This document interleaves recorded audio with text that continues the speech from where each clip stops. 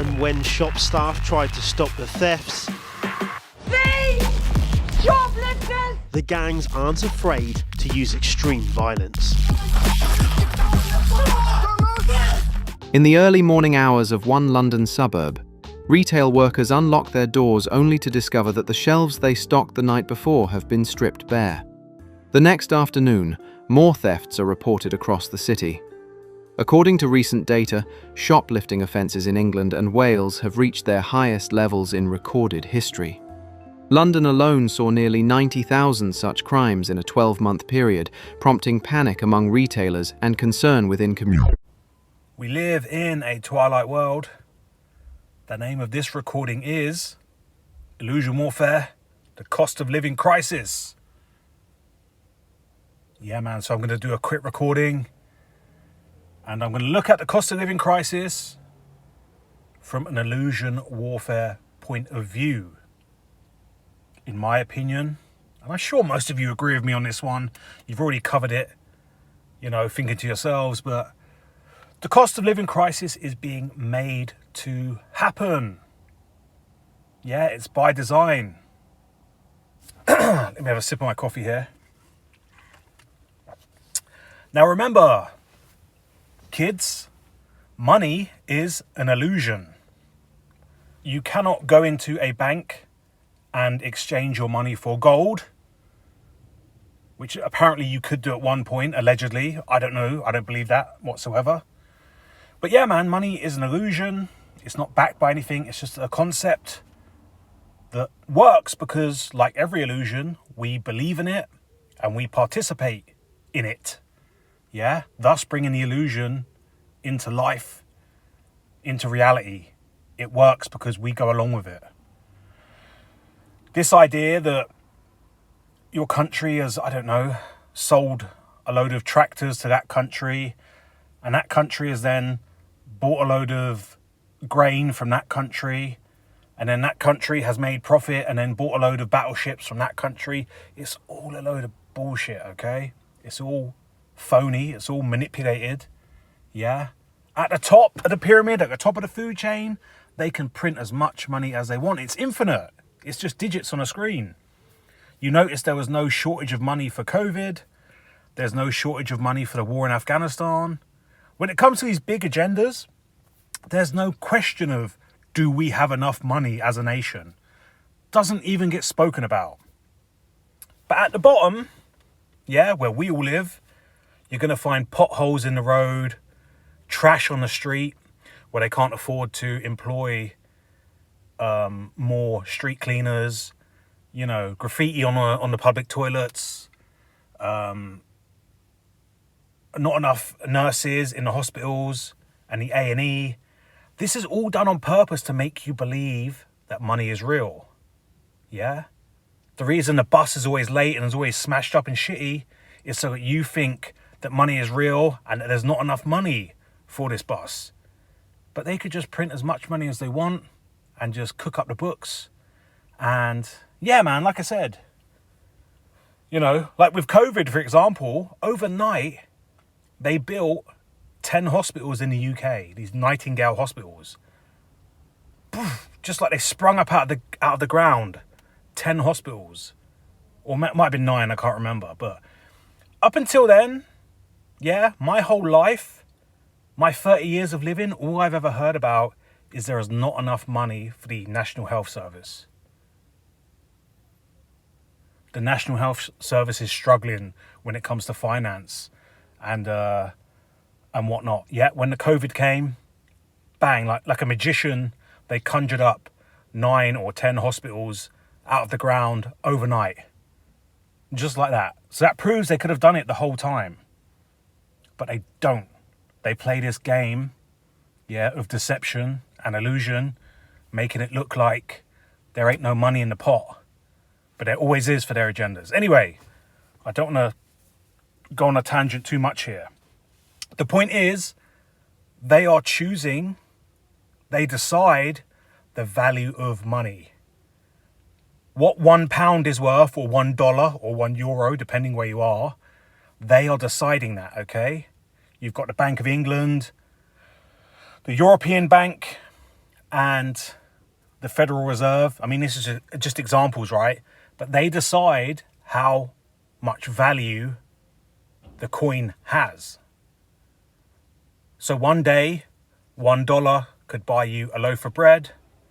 The next day, you need $5 to buy a loaf of bread.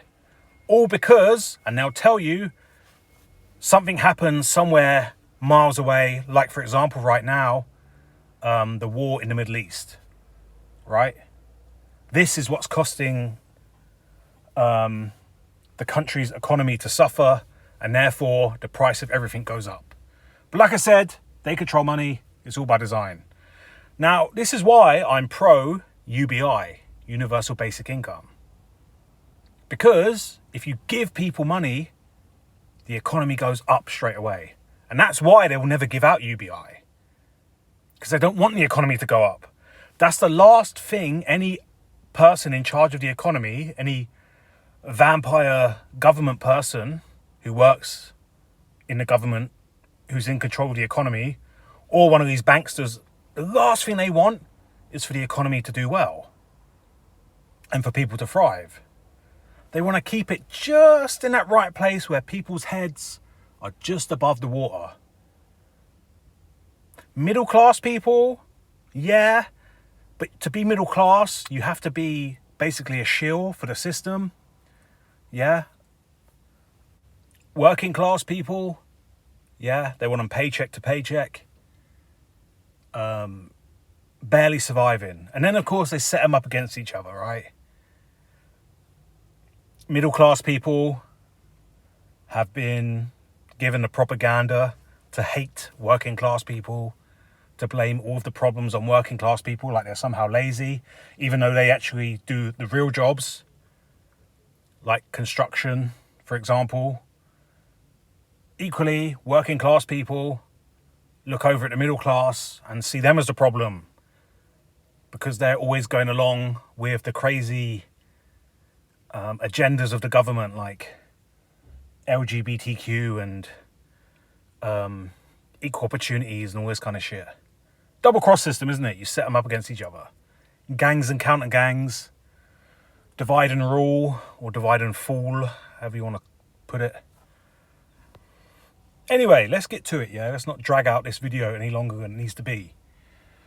So if money's an illusion and they can control this illusion, you know, they can control the value of money, why would they start a phony war in Ukraine and the Middle East and then make it look like the value of money is so bad, thus creating a cost of living crisis for most people?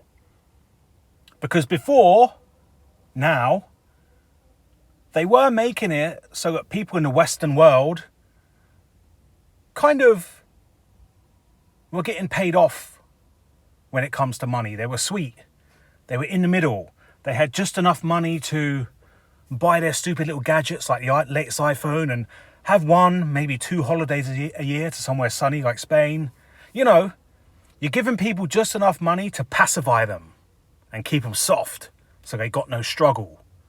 Why now all of a sudden would you create these phony wars and make the value of money really low? Well, easy. So that people resort to crime. Like it said in that video there that I put at the beginning, shoplifting has gone up like 21%. Yeah? Organised gangs that are also doing the shoplifting because they're then selling it on the black market. The things they steal, they're selling for cheaper because of the cost of living crisis. People want to buy alcohol, cigarettes, meat, nappies for their baby cheaper. You know, the black market is thriving right now. It's booming. Yeah? And the police cannot keep up with it. Yeah? The police cannot in any way, shape or form deal with the amount of phone calls and people ringing up the police saying, a crime has been committed. Like 99% of these shoplifting crimes will not be followed up. And there's not enough space in the prisons There's not enough prison guards or prison wardens, whatever you want to call them. So they're allowing the shoplifting to happen. Okay? So first things first, they're making the value of the coin go right down. So everything costs a lot. Everything is very expensive. Yeah? They're allowing the crime to get out of hands. There's no way the police can deal with it. Even if they recruited an extra 1 million police today that are on the streets tomorrow, it would do nothing. There's not enough of them to deal with the amount of crime in regards to shoplifting that's going on right now. It's just impossible. Not that we have a police force here in the UK anyway. We have like a paramilitary social workers that seem to be just following government agendas and targeting English people and protecting ethnic minorities. But anyway, that's a different topic for a different day. So of course, with this crime getting so out of hand, what's going to be the solution? Surveillance. More and more surveillance. AI surveillance. I mean, you've already seen it over the last 2 years. Every supermarket now at the front of the shop has one of these facial recognition cameras, right?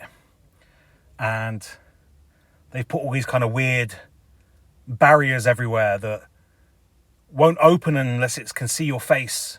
And it won't open the barriers for your face unless you've actually paid for the items showing your face. So it locks you in, right? And so on and so on. So once again, yeah, this is, like I speak about all the time, I know you guys are probably sick of hearing me saying it, but this is the fourth industrial revolution, or what I call the fourth wall industrial revolution, which is basically having a camera everywhere. Think about it, right? You've got a dash cam on your car, Ring doorbell on your front door. Most people have been tricked into constantly taking selfies and filming everything on their Black Mirrors. The number one job for young people, what they aspire to be, is a YouTuber, which is them sitting in front of a camera online, live streaming. Most live streamers have all their friends and family on the live stream as well. Drones are everywhere now. We're in the drone wars. You know, drones are very affordable. Action cameras are very affordable. These apps that make editing all your videos are pretty much free and super easy to use. Like even a moron like me can use them. You know, it goes on and on and on and on, right? Cameras everywhere. Yeah? Panopticon reality. If you don't know what panopticon means, panopticon was a style of prison dreamt up in the Victorian times. It's a circular prison. I'll do a video about it separately at some point. But a panopticon prison is a circular prison which is maximum surveillance, zero privacy. Because it's a circular prison, the prisoners are constantly under observation, but they can't see anything. All they can see is the tower in the center, which is mirrored screen, looking at them. They can't poke their heads out and look to the left or right because of the angles of the prison. And it means you only need like 2 or 3 prison guards because of the circular shape. You know, there's no corners for the prisoners to hide behind anyway. Now, this is seen as really inhumane because it sends a lot of prisoners crazy. Being observed 24/7, yeah, having zero privacy, you can't even pick your nose or have a fucking wank or whatever. It sends them crazy. And it was seen as inhumane, and that's why we don't really see many panopticon prisons built. But we are living in a panopticon reality, but people can't see it because it's hidden behind the storyline that this is all here to protect us and keep us safe. You know what I'm saying? So, there you have it. They're deliberately engineering a cost of living crisis. Crime goes up. What manifests? cameras everywhere. A panopticon reality, even worse than it is now. We live in a twilight world. There are no friends at dusk.